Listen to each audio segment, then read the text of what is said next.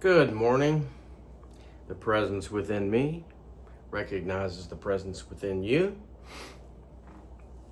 And today I'm going to get into the soul's journey or enlightenment, the end of suffering. The end of suffering. So, as per usual, let's take about 30 seconds, take a breath with me, shift all attention to right here, right now. Maybe place your awareness on the heart. The heart opens. Love, the essence of love starts to just move through. Love is what we are. That is an enlightenment, by the way. A moment, unencumbered, where the stories are not going to distractions such as thoughts, feelings, the past, the future. This is the end of suffering. This is the end of suffering. This is who you are. At your core, everything else is a story. I giggle because our society is built on exactly the opposite of that. So according to our conditioning, this would be counterintuitive. What I am sharing right now would be counterintuitive to our little egos, our adorable little mini-me's that want things to be a certain way. They want things to be this way or that way. And in my discovery so far, as soon as things become this way or that way, the mini me within us is looking for it to be another way. It's never satisfied. It is insatiable. It's an insatiable little creature, adorable. So we're going to talk about the end of suffering and enlightenment, the soul's journey, if you will. The soul is going to drag you or drag us into situations that are uncomfortable, because what it's trying to do is and it's not your soul individually or my soul individually, it's our soul. It's the collective soul, which happens to be the name of a band from Conyers, Georgia, Collective Soul in the 90s. Important to know. So it's sort of, dragging maybe isn't the best word, but it's inertia. It's moving us in the direction of something that we have not experienced that's going to be very uncomfortable so that we can transmute it. I'm not going to use the word heal because there's nothing that needs to be healed, perhaps. There's nothing broken. This is all perfect. It's all perfection. It's all perfection. So nothing's broken, or something is broken. Again, we're talking about the coin, something's broken, something's not broken. This is the ego labeling things, and both of these things are untrue. So we just take the coin, the quarter, heads or tails, and we just throw it in the pond, and we watch the ripples, and we're left with So if you are suffering, what's actually happening is that there's a part of you that's hanging on to a story, a belief. And this really happens for a lot of people at the end of their life, when the body starts to fail and we are so attached to this body that we think that we are this body, when in fact we are so much more than that. Again, we are the body, we are not the body. We're spiritual beings having a human experience. We're human beings having a spiritual experience. These are all coins, two sides of the same coin. Both are true, both are false. Doesn't matter. None of that matters at all, actually. Because The breath is taken and noticed. Attention is moved gently, effortlessly, and lovingly back to simple appreciation. This is the practice that is really not a practice. It's the pathless path, because it's who we are. We were already doing this as a kid. The child naturally brings their attention back to, they get distracted with, I'm hungry and I gotta go to the bathroom, and where'd my mommy go? These are all things that we go through in the psychological stress going on in our head, which again is not our head. We say I've got a lot of thoughts rolling around in my head. Actually, what's happening is the attention is the subconscious, involuntary attention is going to forms of energy in the ethers that we are saying, that we're calling thoughts in our head, but it's actually, we're all sharing this stuff. Nobody owns it. Nobody owns anything. We're all illusions. I mean, seriously, this isn't like something I'm just making up. This is literally coming from, actually in my case, in this case,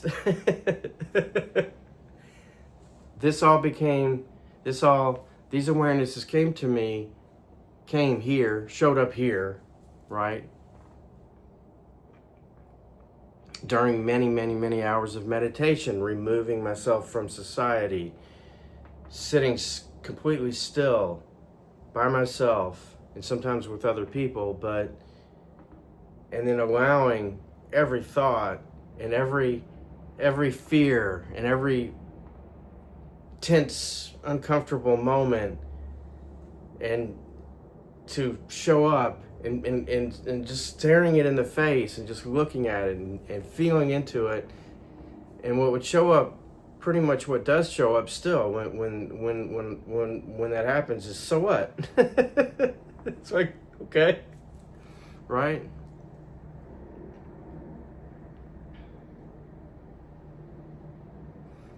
I've got the windows open. It's South Florida where I am, and there's a moment. We had 50-degree weather last night, and that's really rare. So I've got the windows open, and there's some sounds coming in. The wind's coming in, and it just feels so good. Normally, even in the wintertime, it doesn't get below 70. So this is really nice. Being human is really nice, just to get to be able to feel that. What a gift.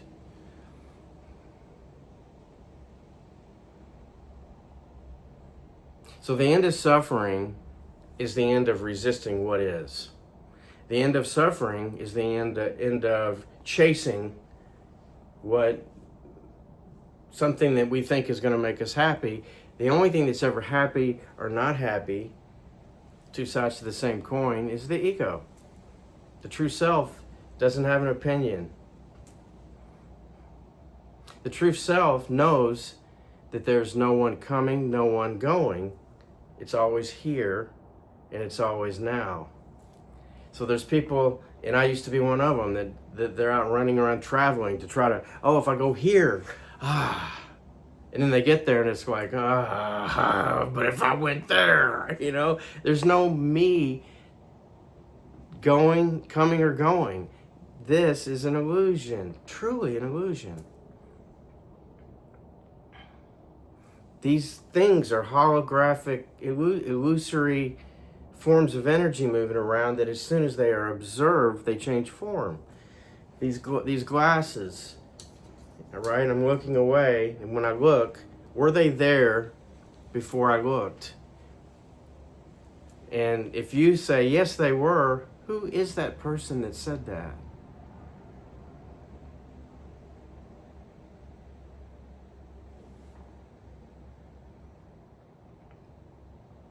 If I say, I am afraid, and then the question comes in, who am I?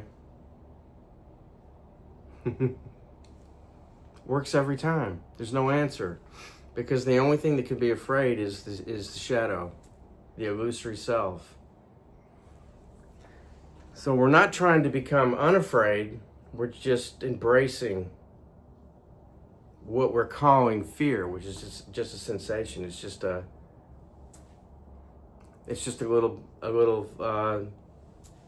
it's a little warning in the mind, in the nervous system. It's a little like, okay, pay attention, feel, and then realize. Feel, and then realize. Feel that which is illusory, embrace it, because it is illusory, and then the realization, not the intellectual understanding, but the realization starts to show up from within. It's revealed. That which you are is revealed by just sitting with it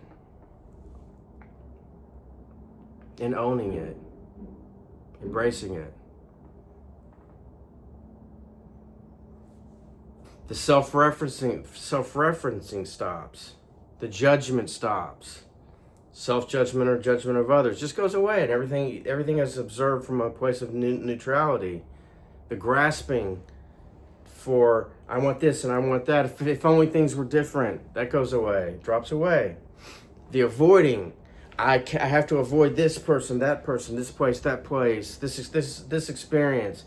What we avoid will be brought right to us, because our soul, the soul, is calling that in so that we can embrace it, and then in the middle of that we can reveal what is true, which is what is true. Here's what's true.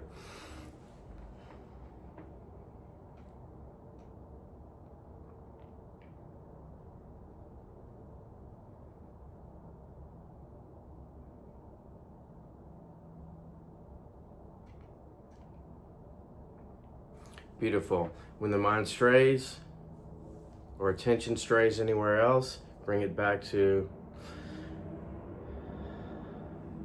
Om, love. Perfect. Om, love. Awareness on the heart. Om, love.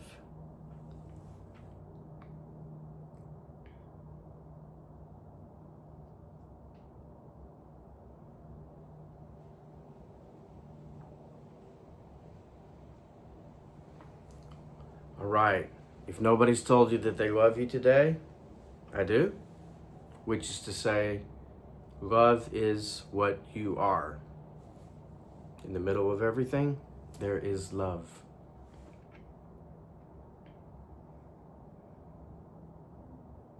If you want to do something really powerful today, when you notice the mind moving in certain directions, or the feelings show up, or the uncomfortability shows up, in the middle of that, think these words, place your awareness on your heart. Om, love. And then just see what happens. All right.